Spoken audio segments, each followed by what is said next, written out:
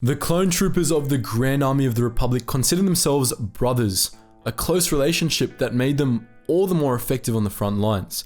But as anyone with siblings knows, brothers don't always get along. Clones identified strongly with their units, and sometimes conflict would emerge over the differences between units. These conflicts were never serious, of course, as clones generally reserved their ammo and their hatred for the separatists, but they did cause some pronounced rifts between certain units. In this video, we're going to be discussing an example of this, the mutual dislike between the 212th Attack Battalion and clone commandos. Today's video is sponsored by the team over at Blinkist. Sometimes you just have those days where you're booked out because you need to catch up on some of that juicy Star Wars lore. I get it, we've all been there. On busy days like these though, who's to say we can't soak up some extra knowledge while we're at it? This is where Blinkist comes in. Blinkist takes over thousands of titles and condenses them into 15-minute text and audio explainers called Blinks. Two of my all-time favorite books are The 7 Habits of Highly Effective People and The Blockchain Revolution, and having these books condensed, even just to reiterate key points, is something I find invaluable. And if you want to listen to something fully, Blinkist also offers full-length audiobooks, as well as their new feature that shortens podcasts called Shortcasts. Head to blinkist.com/Geetsly's for your 7-day free trial. In Star Wars The Bad Batch, we've gotten to see a bit of the mutual dislike between Clone Force 99 and their normie brothers, a product of the pronounced differences between the Batch and the other clone units. On a much lesser scale, this same divide actually existed between all clone commandos and the regs. Commandos were just of a different breed, as it were. Their genetic conditioning was slightly different, making them a bit more individual and independent, and more importantly, their lives were vastly different from those of their normie brethren. All clones in the GAR were bred to fight, spending the vast majority of their lives training for combat. But clone commandos were trained much differently from the regs. As we've mentioned in many prior videos, the commandos were trained by an elite group of mercenaries, mostly Mandalorians, who trained their charges in unorthodox ways. Young clone commandos had to participate in live fire exercises, grueling survival tests, and even practice raids on Kaminoan laboratories, which neither the regs nor the Kaminoans themselves were informed about in advance.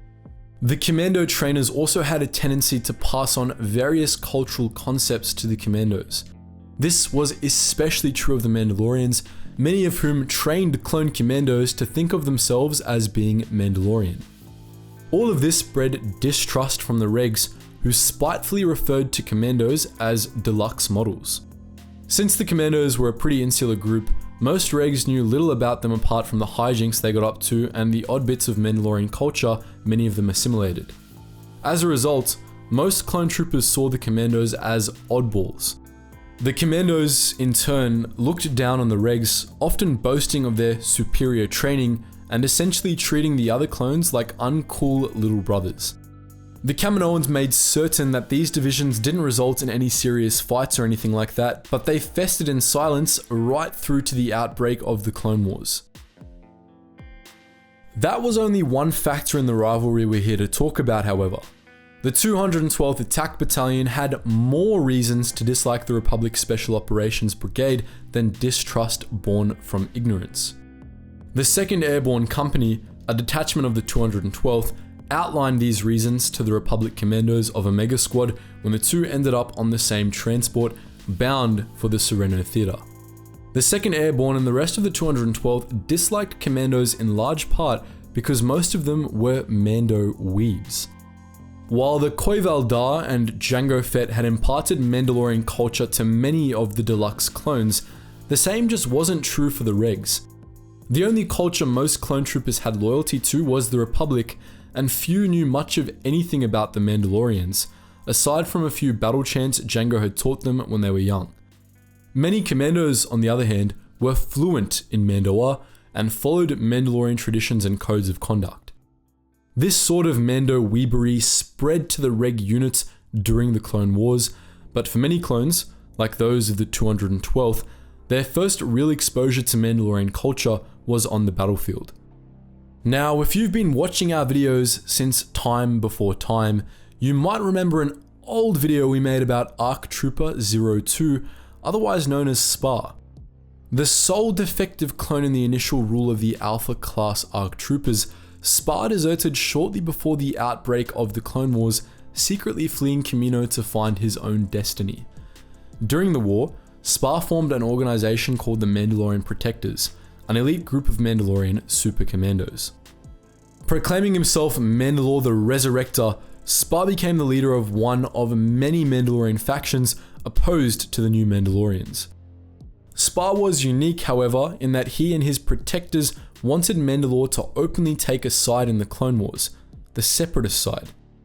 This naturally won the Protectors the support of the CIS, which commissioned a special line of battle droids for the Protectors and bankrolled their efforts on Mandalore. SPAR was eventually successful in seizing control of much of Mandalorian space following the fall of the new Mandalorians, though Maul and his Shadow Collective retained control of the deserts and of the city of Sundari. He brought the Mandalorians into the CIS and launched a series of lightning raids against Republic forces. Even before SPAR's victory on Mandalore, Mandalorians had been fighting alongside the Separatists since the first year of the Clone Wars. In the early days of the war, Separatist bioweapon facilities on Kalura were put under the command of a Mandalorian mercenary. In 21 BBY, a battle with Mandalorian protectors on New Holstis saw the 327th Star Corps reduced to 60% strength. The 212th fought more than its fair share of Mandalorian mercs over the course of the Clone Wars and had lost many troopers to the armored warriors. For the 212th and many other reg units, Mandalorian was pretty much synonymous with Separatist. They had come to despise the Mandalorians, and rightfully so, as the clones in those units had lost many brothers to them. To them, the Mandalorians were enemies of the Republic and nothing more. As a result, these clones looked on Clone Commando's affinity for Mandalorian culture with disgust. The Commandos spoke Mandawa, followed Mandalorian traditions, and some even identified as Mandalorians, even as Mandalorians murdered their brothers on the battlefield. The other reason the 212th disliked Commandos was closely related to the first.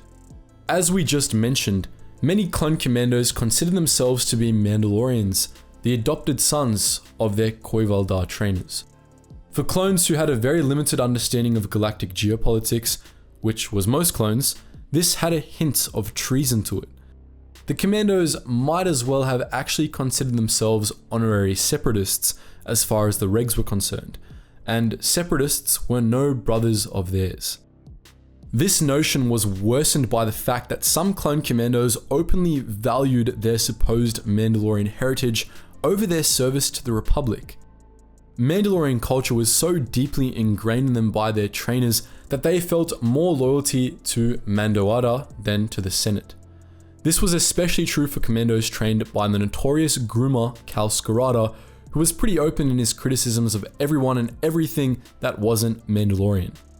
After the Clone Wars, many clone Commandos outright deserted and fled to Mandalore, where Cal Scarada adopted them into Clan Scarada and gave them a place to live under the radar.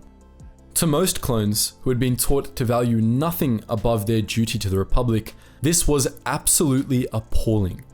What some of them surely found even more appalling was that the Commandos were never reprimanded for this seeming separatism. Instead, they got all the best equipment, priority clearance, and the works. The clones had to make do with standard blaster rifles and a suit of armor that couldn't even take a blaster bolt, while the Commandos were rewarded for their disloyalty with high-tech interchangeable weapon systems, implants that could process Bacta in seconds, and personal shield generators built into their armor. It just wasn't fair. For what it's worth, the clone Commandos didn't care for reg units like the 212th either. They didn't really care for their blind love of the Republic, and Loki saw them as living droids. Regs came off as bland and totally lacking in personality to many Commandos, since, after all, worshipping the government is not a personality. Those Commandos that saw themselves as Mandos also had a particular dislike for the clones who hated Mandalorians, for obvious reasons. They also resented tacit accusations of separatism, as most Commandos were still loyal to the Republic despite their Mandalorian culture. We should take note that the cultural clash between units like the 212th and units like Omega Squad rarely came to the surface during the Clone Wars, despite its intensity. This was for one simple reason: Commandos and Regs almost never worked together. That perhaps was for the best, as I don't think it would have worked well. So that's our look at why the 212th Attack Battalion hated clone commandos. But what do you think? Have you read the novel this all came from? Feel free to brag about your Legends knowledge in the comment section below. And as always guys, thank you so much for watching, and I hope to see you in the next video.